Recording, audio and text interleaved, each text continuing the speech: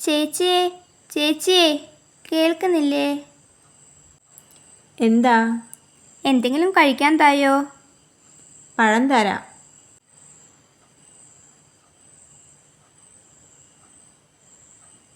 എന്നാ പഴം. പഴമാണോ? ആർക്ക് വേണം അത്?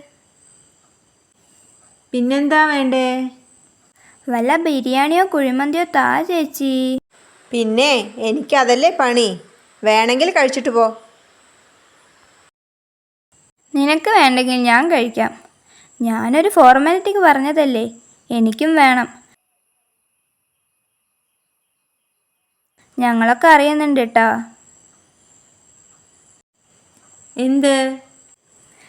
ഞങ്ങളുടെ ഫോട്ടോയും വീഡിയോയും എടുത്ത് യൂട്യൂബിലിടുന്ന വിവരം ഞങ്ങളെല്ലാവരും അറിയുന്നുണ്ട് കേട്ടോ.